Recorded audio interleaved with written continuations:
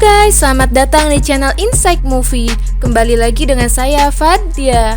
Kali ini kita akan mencoba membahas lagi alur cerita film yang berjudul The Happy Loner. Film ini bergenre komedi romance, rilis pada tahun 2017 lalu loh. Film yang disutradarai oleh Park Hyun Suk ini bercerita tentang dua orang yang sama-sama memiliki masa lalu keluarga yang menyakitkan, namun tumbuh dewasa dengan kepribadian yang bertolak belakang, yaitu Ji Young yang memiliki sikap cuek dan dingin, namun Byuk Soo memiliki sikap yang perhatian dan hangat. Sebelum mulai, jangan lupa subscribe, like, dan komennya untuk mendukung channel ini. Oke, daripada kelamaan dan penasaran dengan filmnya, yuk langsung aja cus kita mulai.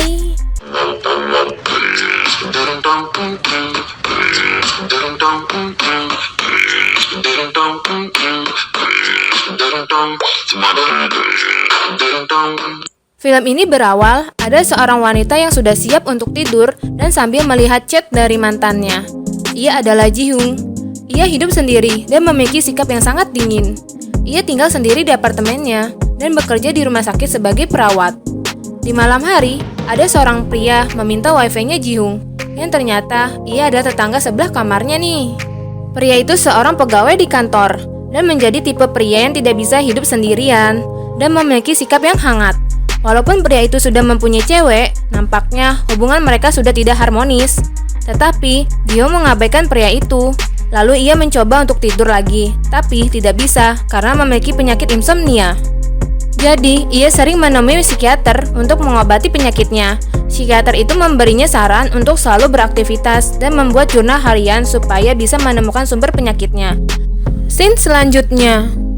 Sebagai tetangga yang baik, Byuk Soo mencoba menyapa Ji Young, tapi Ji Young selalu mengabaikan Byuk Soo. Sampai-sampai, Byuk Soo menitipkan barang kepada kurir untuk dikasih ke Ji Young, tetapi ia seakan tak peduli dan meninggalkan barang itu. Ketika Byuk Soo akan mengambil barangnya, ternyata barang itu sudah hilang. Dan kejadian itu membuat ceweknya Byuk Soo cemburu dan ceweknya minta putus. Di waktu yang bersamaan, mantannya Ji Hoon menemuinya dan selalu mengajaknya balikan nih. Kedua pria ini saling memperjuangkan cintanya dan terjadilah keributan di apartemennya. Karena merasa risih, para wanita itu membawa pria-prianya ke kantor polisi nih. Keesokan harinya, Ji Young mengubah password pintu kamarnya supaya lebih aman. Perpisahan dengan ceweknya membuat Byuk Soo merasa kehilangan. Akhirnya, ia mabok dan mencoba menghibur diri, tapi tidak berhasil. Ia juga menonton bioskop, tapi film itu malah menceritakan seperti kehidupan cintanya nih. Byuk Soo yang tak bisa hidup sendiri, ia mencoba lebih akrab dengan Ji Young. Meskipun Ji Young mempunyai sikap yang dingin. Momen bertemu di waktu yang bersamaan. Ketika Byuk Soo dan Ji Young menonton bioskop bersamaan, Byuk Soo perlahan mendekati Ji Young karena dia takut menonton film horor. Ji Young yang awalnya terus menghindar, akhirnya menyerah karena Byuk Soo terus saja mendekatinya nih. Saat itu, Byuk Soo tak sengaja menghabiskan minumannya Ji Young. Menyadarinya minumannya habis, pertemuan itu membuat Ji Young kesal, terutama saat Byuk Soo terus mengajaknya bicara. Di dalam lift, Byuk Soo melihat sisa lipstik di bibirnya ketika ia meminum sodanya Ji Young. Byuk Soo beranggapan itu adalah ciuman secara tidak langsung. Namun, Ji Young tak peduli apa yang dikatakan Byuk Soo. Mereka terus memperdebatkan hingga mereka masuk ke kamarnya masing-masing.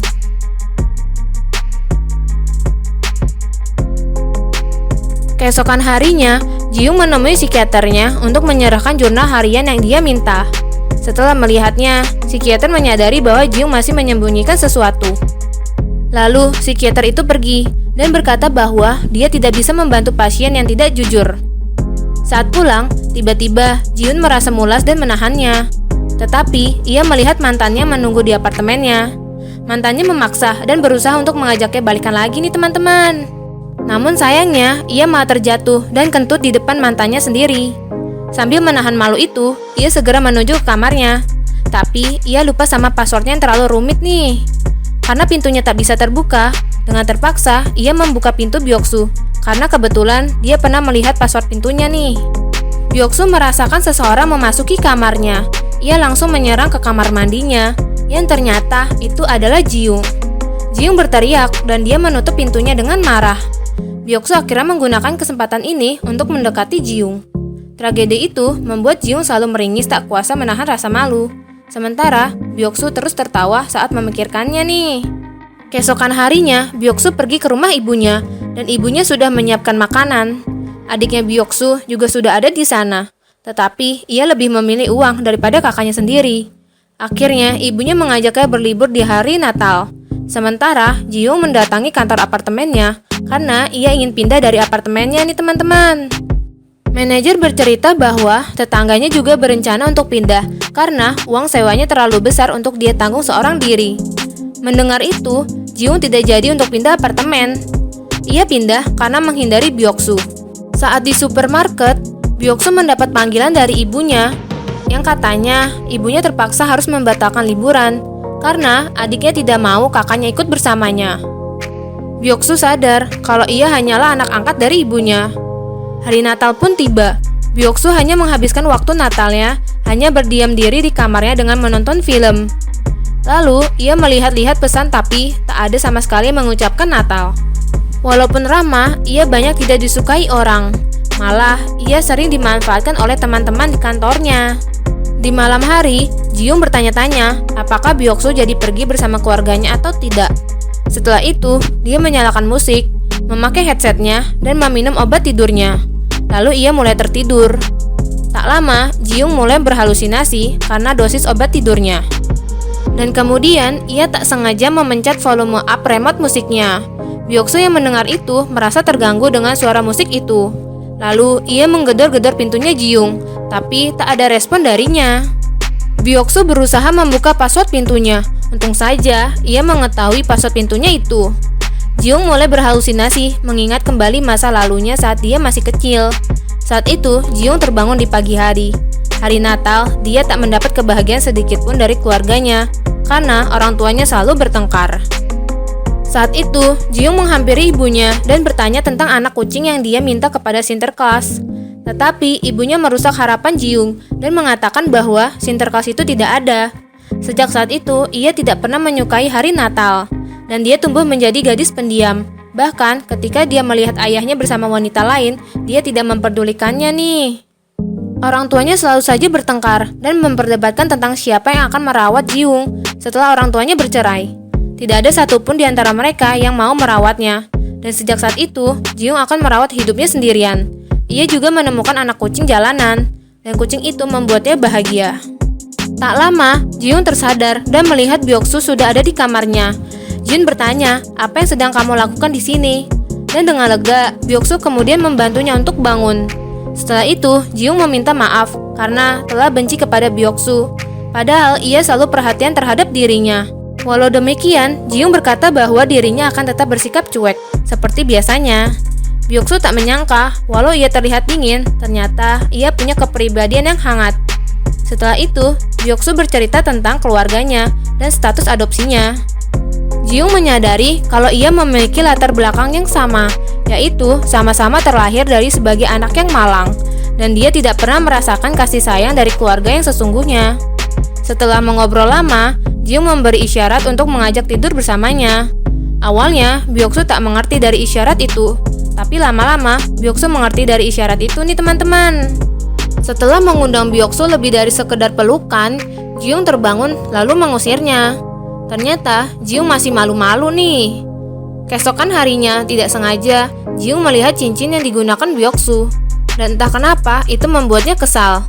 Ia juga meminta Byuk-soo untuk tidak akrab dengannya lagi.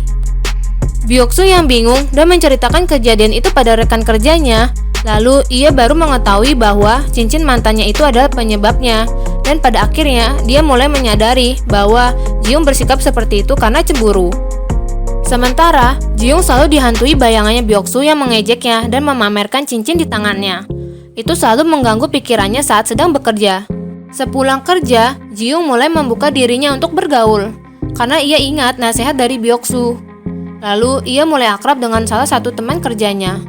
Saat di jalan, Ji-young melihat Byuk-soo sedang akrab dengan teman wanitanya. Itu membuat dirinya cemburu. Lalu, Byuk-soo merencanakan sesuatu untuk mengetahui perasaan Ji-young yang sebenarnya. Keesokan harinya, Byuk-soo pindah dari apartemennya, bersikap cuek dan meninggalkan Ji-young tanpa berpamitan. Saat Byoksu pergi, membuat Ji-young merasa sedih dan kesepian. Tak lama, di saat itu, Byoksu datang menemui Ji-young dan berpura-pura tidak memiliki tempat tinggal dengan alasan apartemen barunya itu masih disiapkan. Tetapi, Ji-young berpura-pura cuek. Padahal sih ya, dia seneng banget bisa ngelihat Byoksu lagi. Byoksu mencoba ngetes Ji-young apakah dia peduli pada dirinya atau tidak. Ternyata itu berhasil, dan Ji-young mulai menaruh simpati kepadanya. Hari demi hari mereka lalui. Perlahan, Ji-young berpikir hidup bersama seseorang ternyata tidak seburuk apa yang ia bayangkan. Ia juga mulai bersikap ramah kepada Byoksu. Bahkan, ia berani mengajaknya untuk makan bersama.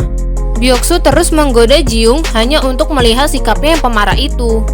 Saat sedang pergi bersamanya ke supermarket, Byoksu dengan sengaja memamerkan lagi cincin dari mantannya nih. Seketika, Ji-young yang melihatnya langsung marah dan membuang cincin itu lalu meninggalkannya. Byoksu semakin yakin kalau Ji-young menyukai dirinya. Lalu Byoksu mengejar Ji-young dan langsung menyatakan perasaannya.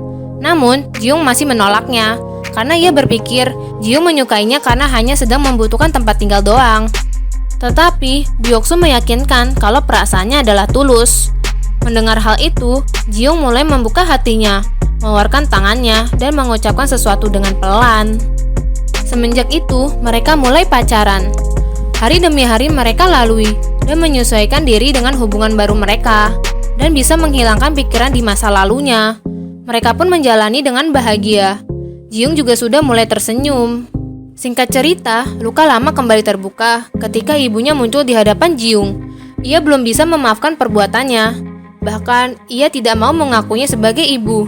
Ji-young menjelaskan bahwa ia sudah mengembalikan biaya hidupnya di masa lalu, dan menurutnya itu sudah cukup untuk mengakhiri hubungan dengan mereka. Ibu Ji-young memang suka meminta uang kepadanya, tetapi kali ini ibunya datang untuk memberitahu bahwa ayahnya sedang sakit.